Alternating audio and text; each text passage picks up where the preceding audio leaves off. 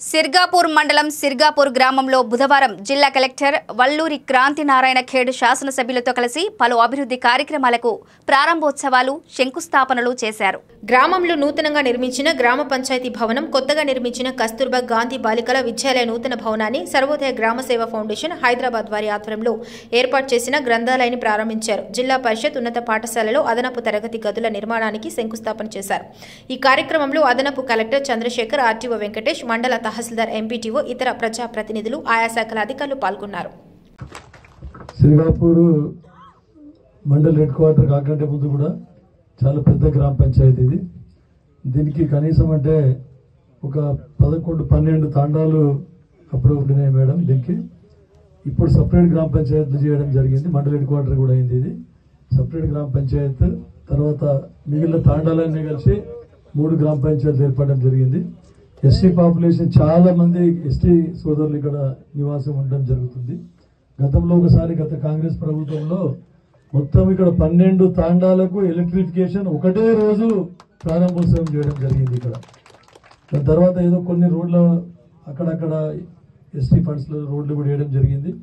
కాకపోతే సిర్గాపూర్ గ్రామ పంచాయతీలో గతంలో తాగునీటి సమస్య కానీ, ఇతర డ్రైన్స్ కానీ, సీసీ రోడ్లు కానీ అన్ని కూడా వేయడం జరిగింది. తర్వాత సిర్గాపూర్ గ్రామంలో గతంలోనే సబ్ స్టేషన్ కూడా ఇక్కడ ప్రారంభించడం జరిగింది. తర్వాత స్కూల్ బిల్డింగ్స్ కూడా, తర్వాత ఉర్దూ మీడియం పాఠశాల కూడా ఇక్కడ ఏర్పాటు చేసుకోవడం జరిగింది. కాకపోతే తమరికి ఇప్పుడు అవకాశం వచ్చింది, మళ్ళీ సపరేట్ చెప్దాం అనుకున్నా కానీ ఉర్దూ మీడియం స్కూల్లో టీచర్స్ కొంత తడకల్లో ఉర్దూ మీడియం స్కూల్ ఉంది.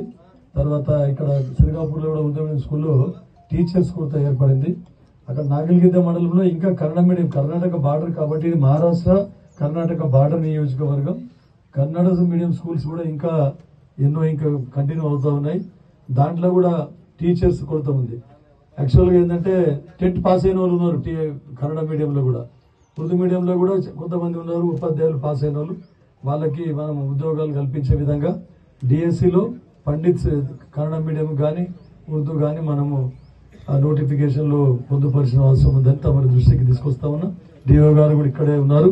డిఓ గారి దృష్టికి కూడా తీసుకొస్తా ఉన్నాం. తర్వాత ముఖ్యంగా ఇప్పుడు మాకు వచ్చిన ఫండ్స్ లో నుండి ఏ కార్యక్రమాలకు అభివృద్ధి చేయడం జరుగుతుందో, ఇంకా ఏమేమి అవసరాలు ఉన్నాయో మీరు అందరూ అంటే వేరే గ్రామ పంచాయత్ సర్పంచ్లు కానీ ఇక్కడ నియోజకవర్గంలో జరిగే అభివృద్ధి మరియు వివిధ కార్యక్రమాల మీద సమీక్ష నిర్వహించడానికి గౌరవ ఎమ్మెల్యే గారు ఆహ్వానించడం జరిగింది. ఆయన ఆహ్వానం మేరకు ఈరోజు నారాయణఖేడ్ నియోజకవర్గంలో పలు గ్రామాలు విజిట్ చేయడం జరిగింది. దాంతోపాటు ఈరోజు సిర్గాపూర్ గ్రామంలో కూడా కొత్త గ్రామ పంచాయతీ భవనం ప్రారంభించడం జరిగింది. సో ఈ కొత్త గ్రామ పంచాయతీ భవనం మంచి వాతావరణంలో మీరు ఏర్పాటు చేసుకున్నారు. దానికి గ్రామ ప్రజలందరికీ కూడా శుభాకాంక్షలు. ఈ గ్రామ పంచాయతీ ద్వారా గ్రామ ప్రజలందరికీ కూడా మంచి సేవలు అందించాలని కోరుకుంటున్నాను. దీంతో పాటు సిర్గాపూర్ గ్రామంలో సర్వోదయ గ్రంథాలయాలు కూడా ఈరోజు ప్రారంభించడం జరిగింది. మరి విద్యకు మించిన శక్తి అన్నది లేదు. మరి ఈ విద్యనే మన గ్రామంలో ఒక ఆలయం రూపంలో గ్రంథాలయాన్ని సర్వోదయ ఫౌండేషన్ మన సుధాకర్ నాయక్ గారు ఏర్పాటు చేయడం జరిగింది. దానికి మన గ్రామ సర్పంచ్ గారు కూడా ఉన్న మహిళా భవనాన్ని ఏదో వాడుక లేని భవనాన్ని రిపేర్స్ చేయించి మరి గ్రంథాలయం రూపంలో ఏర్పాటు చేయడం జరిగింది. దానికి మన గౌరవ ఎమ్మెల్యే గారు కూడా సహకరించడం జరిగింది. కాబట్టి గ్రామస్తులందరూ కూడా మీ పిల్లలు ఎవరైతే ఉన్నారో తప్పకుండా ఈ గ్రంథాలయాన్ని సద్వినియోగం చేసుకోవాల్సిందిగా కోరుకుంటున్నాను. దాంతో పాటు జెడ్పీహెచ్ఎస్ పాఠశాలలో కూడా పలు అడిషనల్ క్లాస్ రూమ్స్ మరియు సైన్స్ ల్యాబ్ కి కూడా ఫౌండేషన్ స్టోన్ వేయడం జరిగింది. కేజీబీవీలో కూడా అడిషనల్ క్లాస్ రూమ్స్ కి ప్రారంభించడం జరిగింది.